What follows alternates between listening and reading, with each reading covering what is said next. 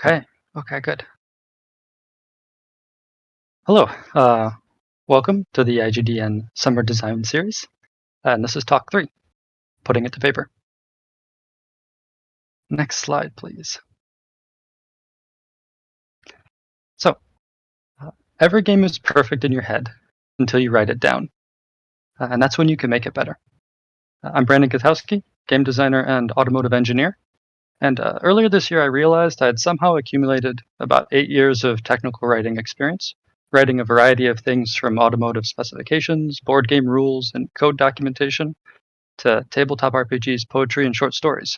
So, yes, the last ones are not necessarily technical writing, but they're close. So, I'm going to present some of the thought processes and techniques that I've learned as they apply to role-playing games. So, in this talk, I'm going to kind of go over document goals, document structure, some techniques I use, and then we'll talk about a couple examples. And while I hope that these thoughts can help provide a different lens for veteran writers as well, I'm going to start to talk at the start this talk at the point that all games start at a collection of notes. You jumped a little bit ahead of me, but that's fine. We're on slide 3. Okay.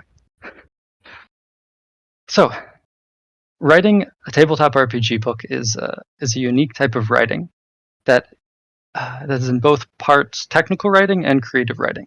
And the portion, sorry, I had something on the other screen. So you'll see me look over there. Sometimes I'm watching the stream, but I'm going to turn that off. It's distracting me. So back to where I was. So the portion of each kind of depends on your specific game, like the portion of technical writing versus creative writing. And your game will depend like on that first step of writing. You've got to know what your document's goals are. And all RPG documents have 2 goals in common: teach the rules and entertain the reader. And it's the weight that you're going to assign to each of these that determines if your document is more technical or more creative. There are different techniques that we can use for both of them, and we're going to talk about those later. But when you're going to determine your goals, like outside of those 2, you're going to use your game design goals. And you've probably heard this in other talks or just other research, but you need to know what your game is about. Certain games lend themselves to certain document types, and that means we're going to do slightly different things. And we're going to look at some examples right after, like right at the end of this slide, and to kind of see what those what are some good document goals that other books have. And then the last one, check back often, look at your stuff again, reiterate. Your game goals are going to change as your document goals will then change. And this will happen as you get like a better idea of what you're making, what you're playing. So for example, in my sci-fi game Freelancer's Guide, I wanted to first teach the players how to play a sci-fi game with my playing card deck building system. But then as I play tested and developed the game further, the document sort of evolved to teach a new play structure that I created and then to provide a corporate dystopian vibe. So, as we, well, other goals to look at and to kind of keep in mind. Serving as a reference, presenting a setting, provide creative tools, teach about culture or inspire creativity, teach this as an outlet for self-expression, teach a storytelling structure. These are all different goals that different games have. Not every game has these goals, and they will be unique to your specific game. I've got a couple examples here.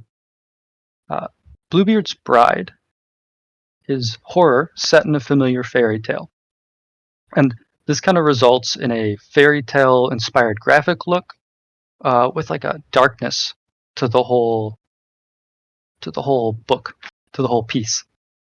The creative prompts and inspirational text seen throughout the book use a fading writing to express the horror. The creative writing is actually one of my favorite pieces of from a game section intro so far. And we can I'll give an example, and then I want to talk about what this informs us as a reader. So at the start of the Groundskeeper section, or the Groundskeeper chapter, it says the following: "We're alone now, just us. Let's have a chat. There's no need for pretense here. The players, those silly girls, think they're ready for this game, prepared for what you might throw at them. They pore over the early pages, seeking out every little hint of safety, thinking to protect themselves with rules. Such simple, foolhardy creatures. Because all of this, the design, the words that came before, is for you. It was always for you. You, the groundskeeper. And that piece right there, although creative writing, does still inform us what this chapter's goals are. We now know that everything's going to be about the groundskeeper. We know that there's the horror element still throughout, with using words like every little hint of safety and protect themselves with rules. That tone helps convey our document's goals further, and also then tells us the goal of that chapter. If you can go to the next slide, we can talk about these next ones as well. So, one of the bigger ones, Dungeons and Dragons, 5th edition. It's explore the Forgotten Realms. So you can see this goal in the document, like through a glance at the table of contents.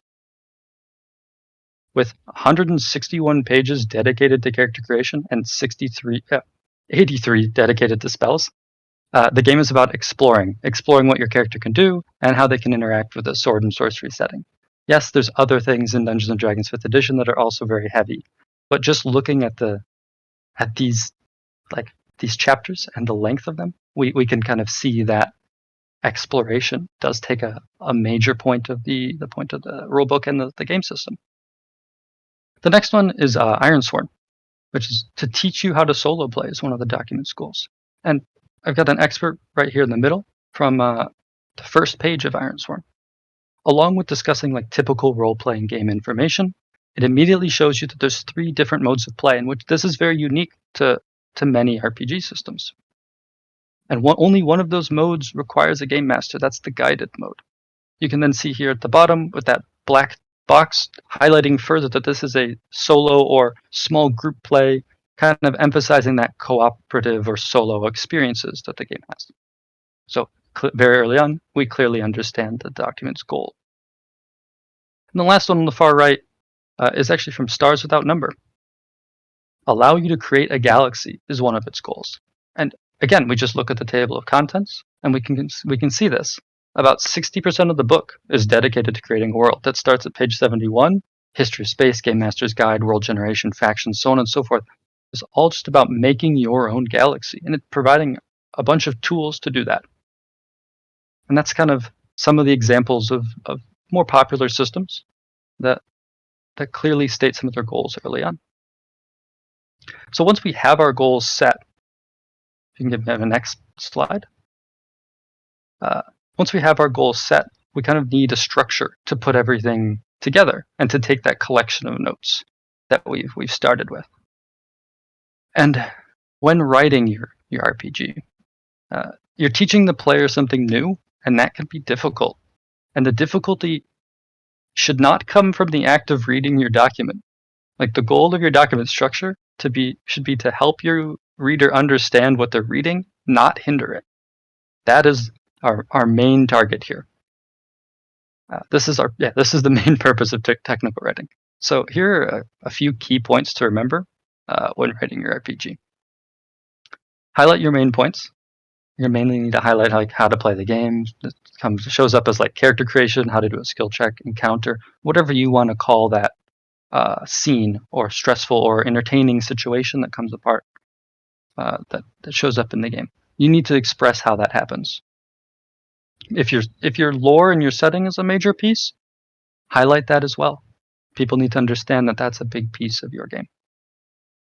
Next, build your reader's knowledge. And I actually think this is one of the most difficult things to do, because while you're writing, you need to keep in mind what the reader knows at each point while they're reading.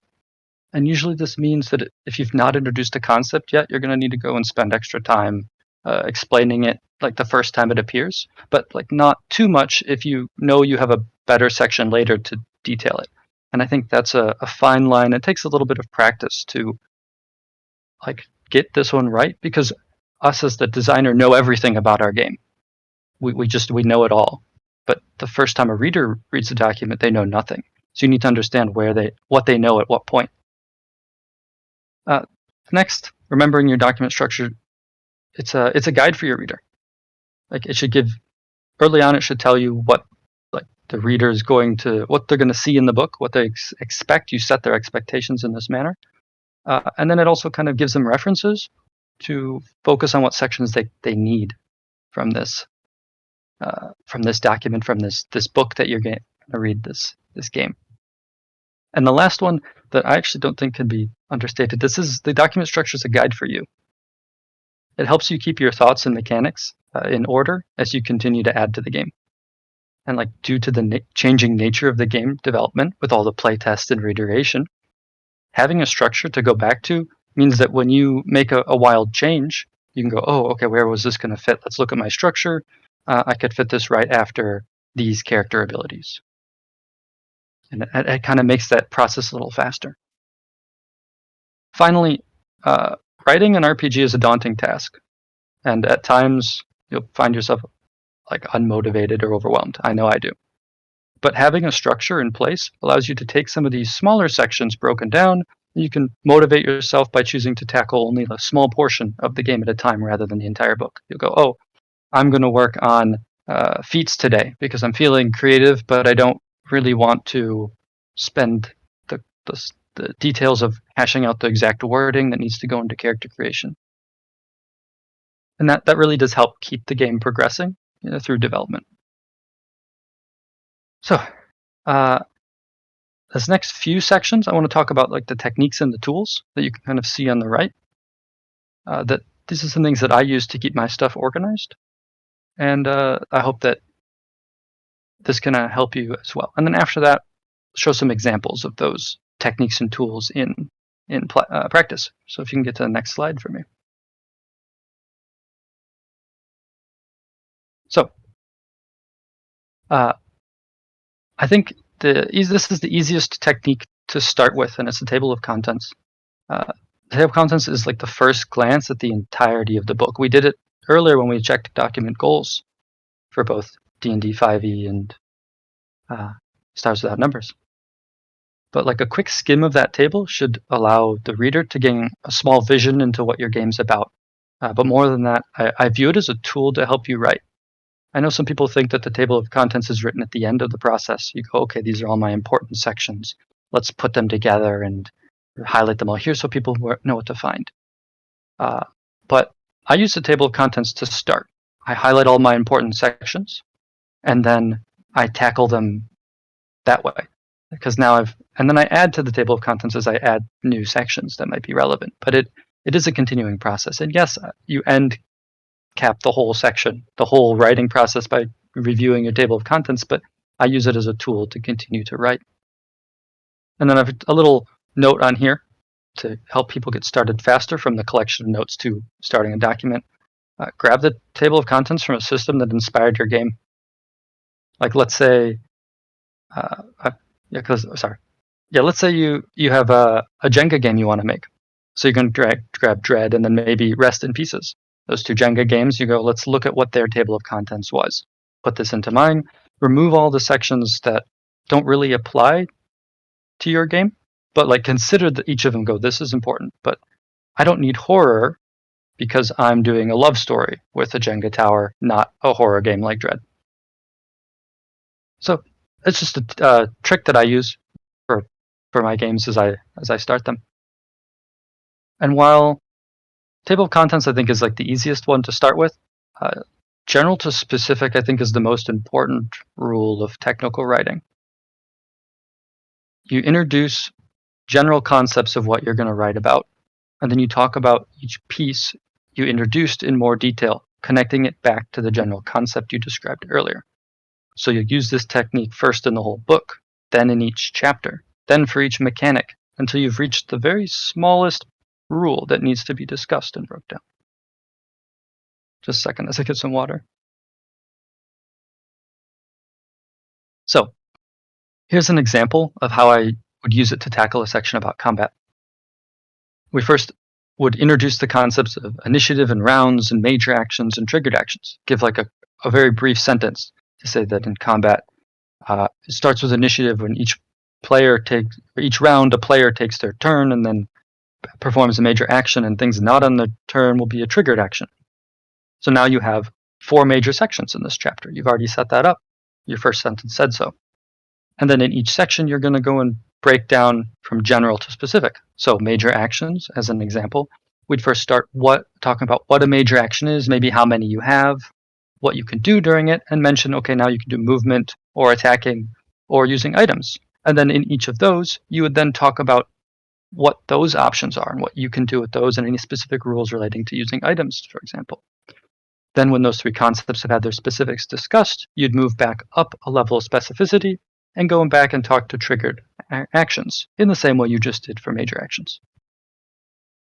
That technique can serve very well for just an entire book and keep it organized and keep, like I'd said earlier, keeping an understanding of what the reader knows at each point, because you are slowly introducing more and more, and you've already linked what you're going to be introducing back so they can quickly relate to the whole picture of what they've just read. You can go to the next slide, please. These next 2 techniques, I think, work really well together. It helps your reader better understand the game by creating a consistent format and rules and structures, and then vocabulary that you're going to be using to describe your game. It helps the reader make connections faster. And I think the easiest way to do this is by highlighting frequently used terms, either with like a glossary of terms or kind of bolding them. And then you keep each subtitle and header size to a level that matches their specificity. So big general chapters are huge, and then if you're going to go and talk about a very specific potion type, then you'll write that down in a smaller format. Bolding, italics, and underlines, use those with a purpose.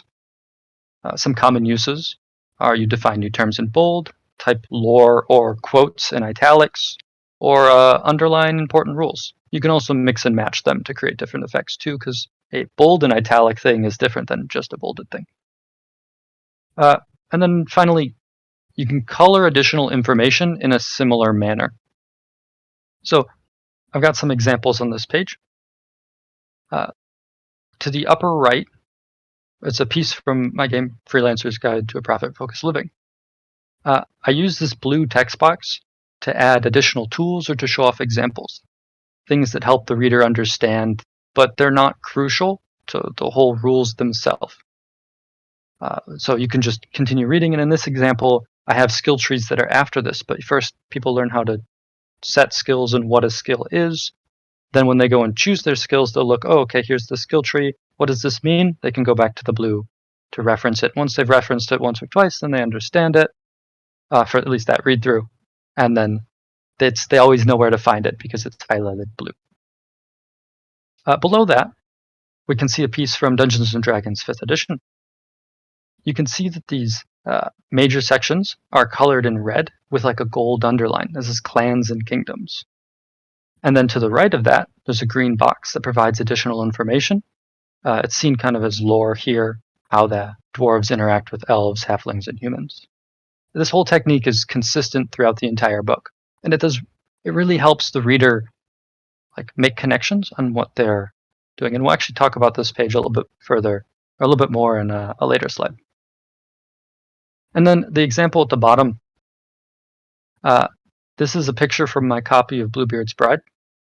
And for each character option, there's one ability that they can use.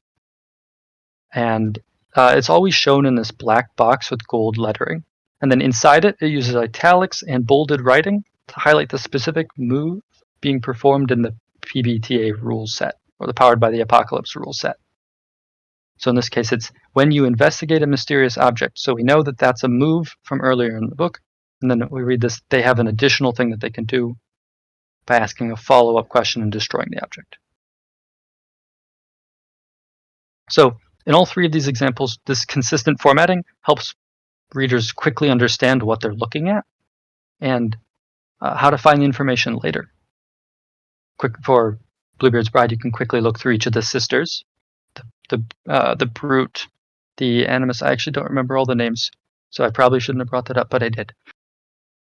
But yeah, for each of the 5 sisters, you could quickly go to their page read the black line at the top and go, okay, this is what they can do. You can go to the next slide.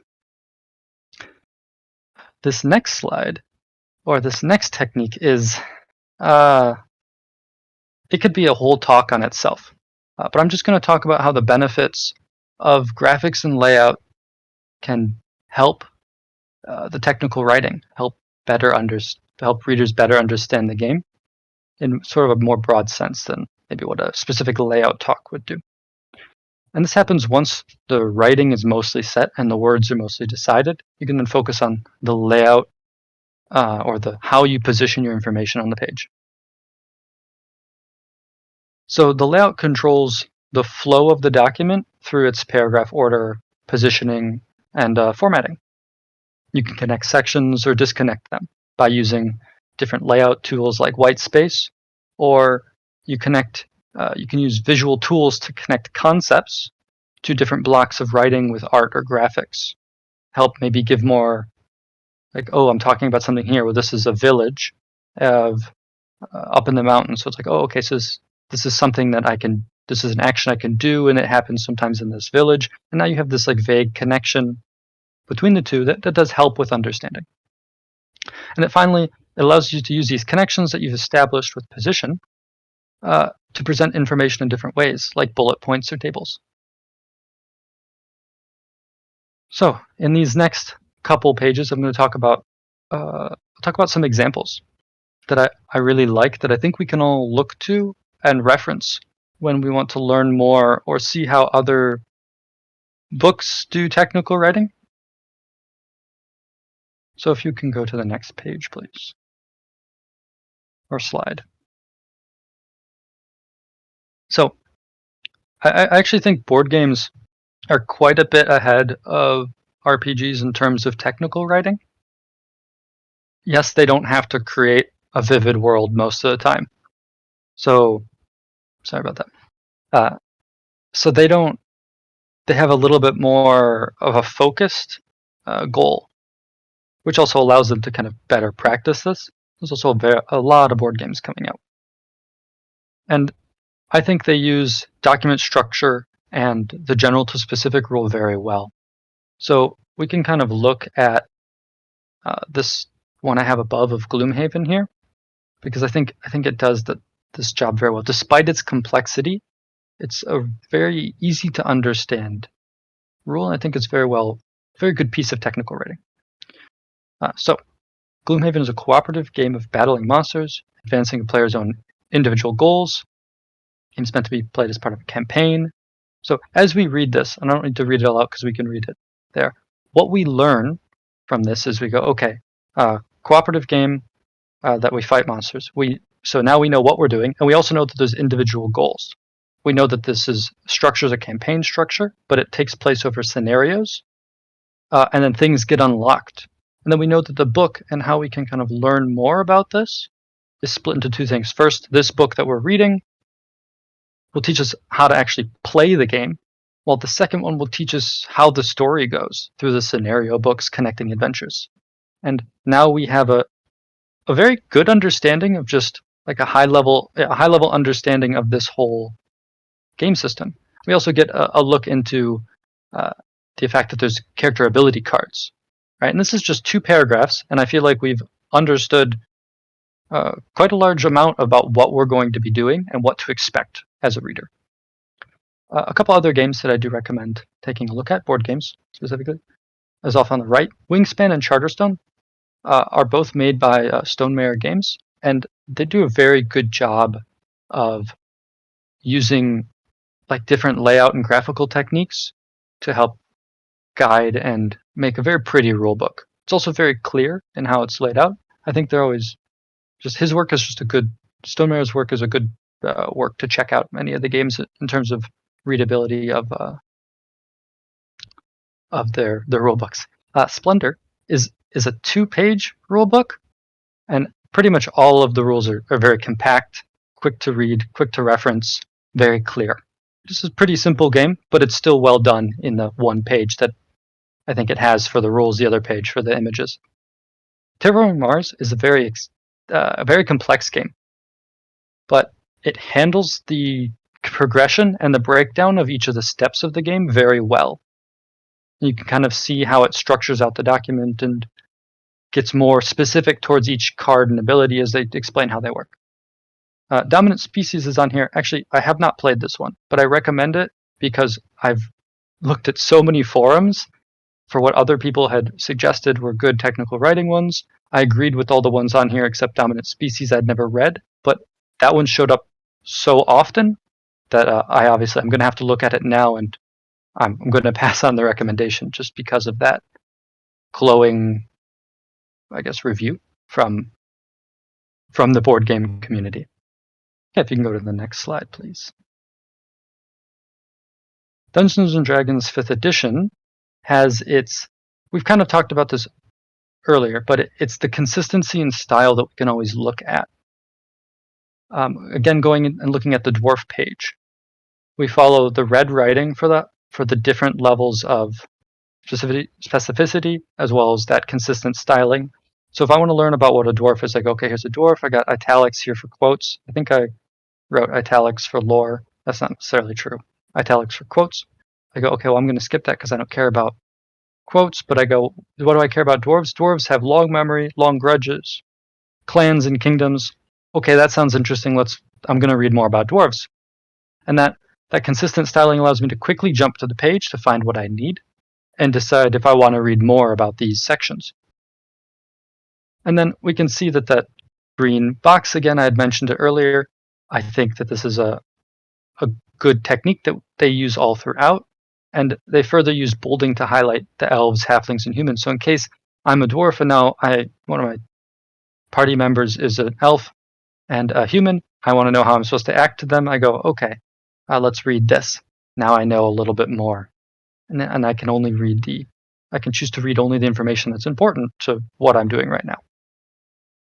So that's a good place to look for just the experience in writing and keeping consistent styles throughout a book to help assist the reader. You can go to the next page. So I know I'd mentioned that layout has like a whole talk that can go about this, and the graphics, and there's a lot of experience that can come from or benefits that can come from experience with graphics design when it comes to making books. But I like to show Ironsworn because I actually find that it's not a super artistic book, but it uses graphics very well. These aren't the pretty graphics that we've seen or I've talked about in Bluebeard's Bride, or you'll see in the artwork in Dungeons & Dragons 5th edition.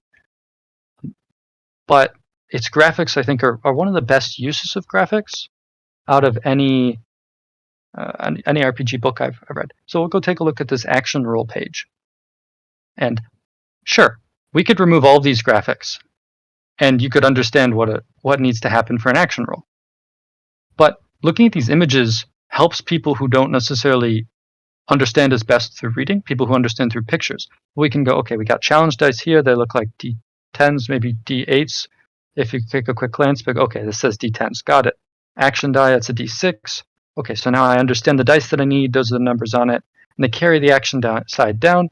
So now we have the same image. We've drawn that association here. And it says, okay, add stat and adds to get an action score. Well, I need to know what a stat and adds are. They're in the picture. They're bolded above in that paragraph to explain what that is. And then it talks a little bit more, and at the end it wraps the whole thing up and with nice check marks and X's. So honestly, if we just looked at these graphics, we have a pretty good idea how the core mechanic works. And I think this adds a lot to the page, and it also helps break up all of the reading that can sometimes make the reader tired. So overall just increases our level of understanding.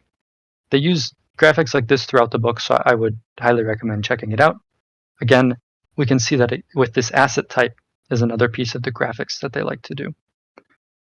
When you get a character and make a character, you get to take 3 assets. And these assets are on a card. I think they're about this size. You can print them out and you kind of put them with your character sheet. And that image that you print out is the same image they show in the book. So there's a quick association between this asset and the one that I have in my character as they talk about them. And I think that is another strong association that helps understanding. So we can we can do this whole page without that asset, but this is stronger with it because now we understand what we're talking about and we can see with what it is when we are playing the game. Next slide, please. Let me get a drink just a second. Okay. So stars without numbers and worlds without numbers actually both apply to this page, but it's focused on, again, the book was a focus on making your own galaxy, but it's also focused on referenceability and readability. And if we take a look at this layout of this table for armor, we can see they don't have lines, typical lines going down and breaking the columns, because that actually would make this a little busy. The white space is enough to help us go, okay, this is armor class, this is cost, this is an encumbrance, this is tech level. We can see that. And then further, they very, very simply gray and white out each other column makes this very easy to read. We can quickly find what we're looking for across a column, or sorry, across a row, and we just know what we can easily find what we're looking for. Like no better way to say it than that. One other thing that it does really nice, and you don't have to be the best graphics designer or artist to build a world. Stars Without Numbers builds its worlds and galaxies with tables. We'll take a look over here at our table here to build a deep space station with an eccentric oligarch and minions that has systems that are breaking down. Okay, cool. So now we know we've run into this random deep space station with some problems. Adventure start. Let's go. But like we're filling out our world with these random roles, but we also, by reading this, we kind of see what's possible in that world. Maybe it's a secretive military. There's zealous religious sectarians. Sorry. Wage slave corporate miners. We can see this world coming together based on the words that are written here. And I think that's also a powerful tool that we can always consider when we're writing our documents. If we can go to the next page for the last example or slide. Bluebeard's Bride definitely leans more towards the creative side than the technical writing side, but it has this beautiful use of graphics and artwork that extends to the use of the wording that the book uses to create this kind of holistic design that expresses that fairy tale horror that we know from the beginning of the book. And some of this can be a little more difficult to do, but at the same time, I think for some people, the technical side and making sure rules are clear is also difficult. So depending on like what your skill sets are, some of these can be, this creative writing can come more naturally, while the technical writing could be harder, or vice versa. But I do think this book is a great reference for how to use graphics and wording to draw people in and further the document's goals. It does have some nice splits between what are mechanics and what are not mechanics. By, again, these abilities that you can see highlighted in black, you go, okay, this is a mechanic. It's very clearly labeled as a mechanic, while these blue ones are examples of play or things that happen in the world to help you give a vision of what you're going to be experiencing. So I think these are all different books that I recommend looking at. There are other great books out there that you can look at and reference and try and understand why they do what they do for their writing and help make your own books better. And you can go to the next slide.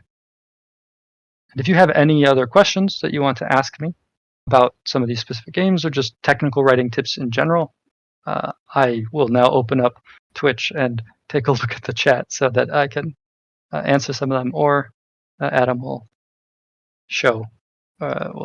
speak them to me.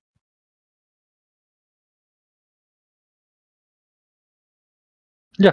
I moved kind of quickly through them, so I figured that might happen.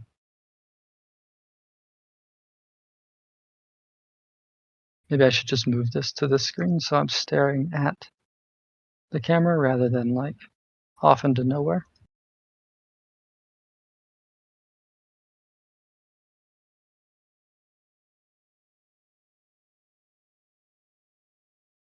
Yeah.